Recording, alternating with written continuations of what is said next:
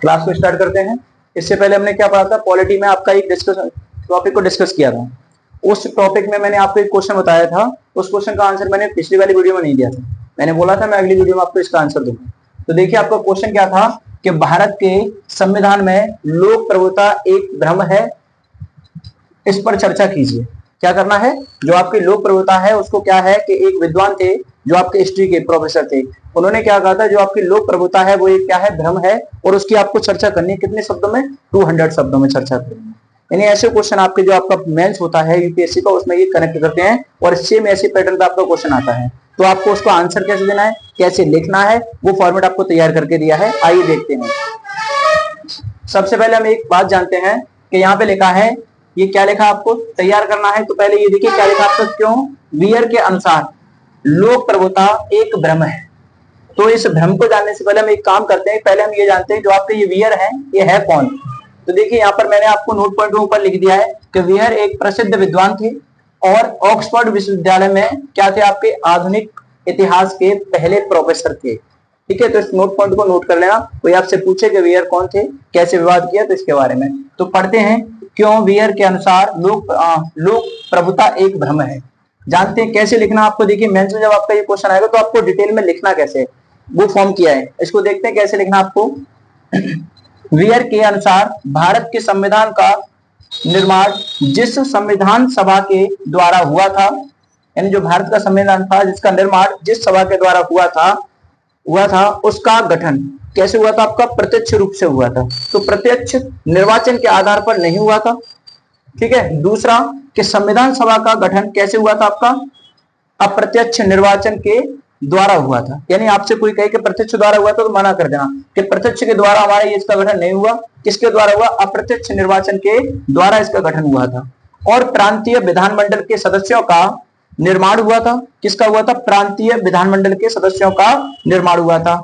उस समय भारत में क्या था, आपका सार्वभौमिक व्यस्क। इस सार्वभौमिक का मतलब होता है सत्य, जो कभी झूठा नहीं हो सकता। ऐसे सार्वभौमिक सत्य में बहुत सारी चीजें आती हैं आपकी, सूर्य का उदय मस्त होना, कुछ भी ले सकते हैं इसमें। ठीक है, ये आपका क्या है, सार्वभौमिक सत्य, यानी इसे बोलते हैं यूनिवर्सल ट्रुथ, जो कभी बदला नहीं जा सकता। आपका सार्वभौमिक सत्य बोलते हैं इसको। तो ये क्या आपका सार्वभौमिक वयस्क मताधिकार को मान्यता नहीं मिली, जिसके कारण प्रांतीय विधानमंडल के मतदाताओं में केवल धनी और शिक्षित, कैसे पैसे वाले और शिक्षित यानी पढ़े लिखे शामिल थे।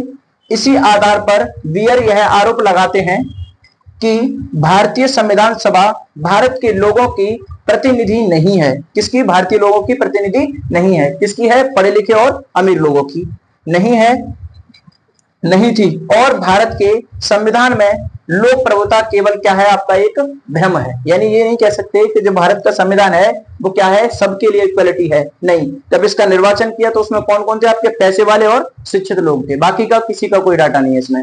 आगे देखते हैं हम क्या लिखा है। देखिए यहाँ पे पहले आपका क्या है, संविधान है, संविधान में फिर क्या था आपका संविधान सभा, उसके बाद में अप्रत्यक्ष निर्वाचन से गठन, उसके बाद में आपका प्रांतीय विधानमंडल के द्वारा। यानी जो आपको यहाँ डिटेल में एक्सप्लेन किया है वो आपका शॉर्ट फॉर्म में एक डायग्राम बना दिया है। पहले संविधान, फिर संविधान सभा, उसके बाद अप्रत्यक्ष निर्वाचन से गठन, उसके बाद आपका प्रांतीय विधानमंडल के द्वारा। इस विधानमंडल में कौन कौन थे आपके, कि संपत्ति यानी कि धनी आदमी, और क्या थी आपकी शिक्षा। ये दो चीज थी आपकी, क्या, संपत्ति और शिक्षा। कितने परसेंट थी आपकी, 10% क्या थे आपके मतदाता, जो आपको वोट डालने वाले होते हैं। वियर का मत पूर्णतः गलत है। देखते हैं आगे कि वियर का मत पूर्णतः गलत है और भारत का संविधान लोक प्रभुता पर आधारित है, क्योंकि 1952 में भारत में पहले आम चुनाव हुए थे। आम चुनाव कब हुए थे भारत में, इसको नोट कर लेना इस पॉइंट को, कि कोई आपसे पूछे कि भारत में सबसे पहले आम चुनाव कब हुए थे, आपके 1952 में, सॉरी हाँ 52 में हुए थे, हुए। यह चुनाव सार्वभौमिक वयस्क मताधिकार पर आधारित थे। कैसे थे, सार्वभौमिक वयस्क मताधिकार पर आधारित थे। उसके बाद में इस चुनाव में भारत की संविधान सभा के अधिकांश सदस्यों ने क्या लिया था, इसमें भाग लिया था, यानी कि हिस्सा लिया था। और कुछ अपवादों को छोड़कर उनमें से अधिकांश ने भारतीय बहुमत, कैसा, भारतीय बहुमत से जीत दर्ज की, यानी कि अधिक में क्या किया उन्होंने, कि जीत दर्ज की। यह जनता के बीच उनकी लोकप्रियता को प्रदर्शित करता है और इससे यह सिद्ध होता है सिद्ध होता है, देखिए कहां तक बड़ा सिद्ध होता है कि, क्या सिद्ध होता है, सिद्ध होता है कि संविधान सभा के सदस्य भारत के लोगों, क्या है, भारत के लोगों के प्रतिनिधि थे, क्या थे, भारत के लोगों के प्रतिनिधि थे, कौन, संविधान सभा के सदस्य। उसके बाद में आपका लिखा है कि भारत के संविधान में लोकतंत्र को अपनाया गया, क्या किया, कि भारत के संविधान में लोकतंत्र को अपनाया गया। उसके बाद में जो लोक प्रभुता के बिना संभव नहीं है, यानी जब उनको लोकतंत्र में अपनाया जाएगा तो उससे पहले क्या, कि जो इसमें लिखा है जो प्रभुता के बिना संभव नहीं है, ठीक है। उसके बाद देखते हैं बेटा, ये वाला क्वेश्चन आपका कंप्लीट हो गया। क्वेश्चन के बाद में अब अगला टॉपिक आता है आपका सत्ता का स्वरूप। क्या होता है आपका सत्ता का स्वरूप, इसको जानते हैं। इसमें क्या बोलते हैं, सत्ता का स्वरूप जो है उसे क्या बोलते हैं, संपूर्ण प्रभुत्व संपन्न, क्या है, संपूर्ण प्रभुत्व संपन्न। इसमें देखिए क्या है आपका, कि संपूर्ण प्रभुत्व, क्या है आपका, संपूर्ण प्रभुत्व संपन्न, तीन शब्द हैं ये, से तात्पर्य एक ऐसे देश से है, क्या है, इन तीनों का संपूर्ण प्रभुत्व संपन्न से तात्पर्य एक ऐसे देश से है जो अपने आंतरिक और बाह्य, कैसे, आंतरिक यानी अंदर के और बाह्य मामलों में स्वतंत्र निर्णय लेने की शक्ति रखता है। यानी कैसा है, कोई अगर आपसे पूछे कि सत्ता का स्वरूप कैसा होता है तो बताना उन्हें कि संपूर्ण प्रभुत्व संपन्न। और इसका मतलब क्या होता है, एक ऐसे देश से इसका मतलब है जो अपने आंतरिक और बाह्य मामलों से क्या होता है, स्वतंत्र निर्णय लेने की शक्ति रखता है। किसी के आदेश का पालन नहीं करना, किसी के आदेश की अनुमति नहीं लेनी, कुछ नहीं करना, बस क्या करना है, अपने निर्णय स्वयं ले सकता है, वो आंतरिक और बाहरी। अब देखते हैं इसमें क्या है आपका, आंतरिक मामले क्या होते हैं आपको वो देखना है। देखिए आंतरिक मामले क्या है आपके, राजनीतिक निर्णय, दूसरा क्या है आपका आर्थिक निर्णय, और तीसरा है आपका सामाजिक नीति। यानी ये कैसे हैं आपके आंतरिक मुद्दे हैं। इन आंतरिक पे क्या करना है, ये निर्णय है आपके कि राजनीतिक, दूसरा आपका आर्थिक और तीसरा आपका सामाजिक। आगे देखते हैं, ये तो आपके आंतरिक हो गए। अब आपके बाहर कौन से हैं, जो बाहरी हैं। इस बाह्य का मतलब होता है बाहरी। अब देखते हैं इसमें क्या है आपका विदेश नीति, क्या है विदेश नीति। इसमें क्या देखना पड़ेगा आपको, जो बाहर का वो सब चीज पर ध्यान रखना है। किस पर, मित्र शत्रु का चयन करना पड़ेगा कि कौन है कौन नहीं है, मित्र कौन है शत्रु कौन है, इस पर विशेष ध्यान देना पड़ेगा। दूसरा आपका युद्ध अथवा शांति की घोषणा करनी पड़ेगी हमको, यानी इस पर ध्यान रखना है। दूसरा, तीसरा क्या है आपका बाह्य, यानी बाहर का सुरक्षा एरिया देखना पड़ेगा उसमें क्या है। तो ये तो आपकी विदेश नीति हो गई, यानी बाहर का मैटर हो गया ये। दूसरा आपका आंतरिक था, आंतरिक भी आपका हो गया। अब देखते हैं इसमें आपका जैसे आंतरिक और बाहरी जो मुद्दे होते हैं उन पर आपका क्वेश्चन कैसे बन के आता है मेंस में।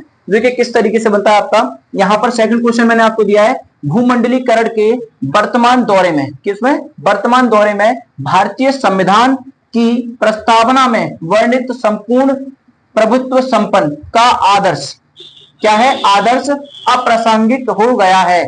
चर्चा कीजिए, क्या करना है, उस पर चर्चा करनी है। तो उसमें किस किस की आपको चर्चा करनी है, देखो उसमें चर्चा करनी है शॉर्ट में आपको अंतरराष्ट्रीय आतंक, अंतरराष्ट्रीय मुद्दों पर देखना है आपको, आतंकवाद पर देखना है आपको, ये सारे जो और अस्त्र का जो आपका युद्ध होता है इन सब पे आपको नजर रखनी है। तो देखिए इसमें क्या लिखा है, ये आपका क्वेश्चन हो गया। इसमें बाहरी और अंदर के सुरक्षा बलों को देखना है। क्या, देखो इसमें लिखा है मैंने, संपूर्ण प्रभुत्व संपन्न को क्या बोलते हैं, अप्रासंगिक मानने के तर्क, यानी कैसे, प्रासंगिक नहीं अप्रासंगिक मानने के तर्क हैं। तो देखिए तर्क क्या आपका, कि भूमंडलीकरण के वर्तमान के दौरे में आज विश्व के देशों, किसमें, आज विश्व के देशों के बीच निकटता कैसी हो रही है आपकी, बढ़ रही है, निकटता बढ़ रही है, जिसके कारण कुछ मुद्दे वैश्विक मुद्दे बनकर उभर रहे हैं और भारत सहित कोई भी इन मुद्दों पर स्वतंत्र निर्णय लेने में सक्षम नहीं है। यानी क्या हो रहा है कि कुछ मतलब ऐसे निकटतम मुद्दे आ रहे हैं जिससे क्या हो रहा है, देश जो है आपस में निकटतम आ रहे हैं और आने के बाद में क्या कर रहे हैं कि ऐसी स्थिति बन रही है कि उस पर स्वयं वो निर्णय नहीं ले सकते। तो इसमें लिखा है भारत सहित, कौन, भारत सहित कोई भी इन मुद्दों पर क्या, स्वतंत्र यानी कि फ्रीडम होकर निर्णय लेने में सक्षम नहीं है। जैसे किस पर, पर्यावरण का मुद्दा है, दूसरा आपका क्या है अंतरराष्ट्रीय, तीसरा आपका आतंकवाद का मुद्दा है और आपका अस्त्रों का मुद्दा है। देखिए अभी क्या हो गया आपका, अंतरराष्ट्रीय मुद्दा और अस्त्रों का मुद्दा हो गया। उसके बाद में लिखा है आपका भूमंडलीकरण के दौर में, किसके, भूमंडलीकरण के दौर में विश्व व्यापार संगठन, अंतरराष्ट्रीय मुद्रा कोष और विश्व बैंक जैसी संस्थाओं का महत्व क्या होता है आपका, बढ़ता जा रहा है। ठीक है, इन संस्थाओं का महत्व क्या हो रहा है, बढ़ता जा रहा है। वे अपने सदस्य, किनके, अपने सदस्य देशों की आर्थिक नीतियों को काफी सीमा तक प्रभावित करते हैं, जिसके कारण यह माना जाता है कि संपूर्ण प्रभुत्व संपन्न का आदर्श अप्रासंगिक होता है या होता जा रहा है। उसके बाद में देखिए आपका अगली लाइन से, भूमंडलीकरण के दौर में भी भारत को संपूर्ण प्रभुत्व संपन्न माना जा सकता है यदि कुछ अपवादों, क्या है, यदि कुछ अपवादों को छोड़ दें, जैसे आपका वैश्विक मुद्दे, तो इसके अतिरिक्त अन्य अधिकांश मामलों में आज भी भारत स्वतंत्र निर्णय लेने की शक्ति रखता है। अगर इन मुद्दों को छोड़ दे तो भारत आज भी कुछ क्या कर सकता है, अपने निर्णय लेने की, यानी फ्रीडम से, स्वतंत्रता से निर्णय लेने की शक्ति को अपने पास रखता है कि निर्णय ले सकता है। उसके बाद में आता है जहां तक क्या आपका WTO, IMF व WB जैसे संस्थाओं और इससे भारत की संप्रभुता के प्रभावित होने का क्या है आपका प्रश्न है। यानी ये आपकी संस्था है, पहली, दूसरी, तीसरी। इन संस्थाओं में क्या करते हैं, जैसे संस्थाओं और इससे भारत की संप्रभुता के प्रभावित होने का क्या है प्रश्न है। यानी जैसे किसी देश को आगे बढ़ाना हो तो कुछ संस्थाएं उसका सहयोग करती हैं, उसी प्रकार से आपको क्या करना है, इन संस्थाओं में क्या करना है हमें, कि इनको संप्रभुता के प्रभावित होने का प्रश्न है। यह कहा जा सकता है, यानी यह कह सकते हैं हम, कहा जा सकता है कि भारत ने स्वेच्छा से इन संस्थाओं की क्या की है, सदस्यता ग्रहण की है। क्या किया है, सदस्यता को ग्रहण किया है या अपनाया गया है कह सकते हैं, क्योंकि इस भारत का राष्ट्रीय हित प्राप्त होता है। क्या होता है, इन संस्थाओं से भारत का राष्ट्रीय हित प्राप्त होता है। यदि भारत के राष्ट्रीय हित की प्राप्ति में बाधा आए तो भारत स्वेच्छा से इन संस्थाओं की सदस्यता का क्या कर सकता है, परित्याग कर सकता है। बाधा नहीं आनी चाहिए, उसके लिए परित्याग। चलिए आपका प्रश्न हो गया खत्म। उसके बाद में देखिए आपका अगला टॉपिक है क्या, समाजवादी। क्या है, समाजवादी। इसमें देखते हैं जो आपके समाजवादी है उसमें क्या क्या पॉइंट दिए आपको, कि पहला दिया आपको एक विचारधारा है। जो समाजवादी है वो क्या है, एक विचारधारा है। उसके अंदर कौन से आपके तत्व हैं वो जानते हैं। देखिए आपका तत्व लिखा है, कौन से तत्व आपके, एक तो है आपका संपत्ति का समाजीकरण, दूसरा आपका समानता, तीसरा आपका है मजदूर और वंचित वर्गों का कल्याण, तीसरा है आपका शोषण की समाप्ति। यानी क्या है आपका जो समाजवादी है वो क्या है, आपका एक विचारधारा है। उसमें कितने तत्व आते हैं आपके, एक तो संपत्ति और सामाजिकरण आता है, दूसरा आपका समानता आता है, तीसरा आपका मजदूर और वंचित वर्गों का कल्याण, और चौथा है आपका शोषण की समाप्ति। इसके बाद देखते हैं यहां लिखा है, देखिए मैंने संपत्ति का निजीकरण। क्या होता है, संपत्ति का निजीकरण, उसको हम क्या बोलते हैं, पूंजीवाद। क्या बोलते हैं, पूंजीवाद। देखिए क्वेश्चन में अगर आपसे कोई पूछ रहे नोट पॉइंट में कि योजना आयोग की स्थापना कब हुई, तो आप क्या बताओगे, 1950 में। किसने की, राजेंद्र प्रसाद ने। यानी पूरा नाम ले सकते हो, डॉक्टर राजेंद्र प्रसाद ने की थी। ठीक है, इसको नोट कर लेना आप नोट पॉइंट में। किसमें करोगे, नोट पॉइंट में नोट कर लेना इसको। आगे देखते हैं, यहाँ पे लिखा है, देखिए मैंने क्या, समाजवाद व्यवहार में। क्या है आपका समाजवाद, और किसमें चेक करना है, व्यवहार में चेक करना है। इसमें देखिए इसमें आपके क्या है, दो पार्ट दिए हैं। पहला दिया आपको मार्क्सवाद या या साम्यवाद। दो है आपका, मार्क्सवाद या साम्यवाद। इसमें दिया आपको क्या, लोकतांत्रिक समाजवाद। क्या है आपका, लोकतांत्रिक समाजवाद। इसके लीडर कौन है, या ये किसने किया, आपका नेहरू। पूरा नाम लेंगे, क्या बोलेंगे इसे, पंडित जवाहरलाल नेहरू।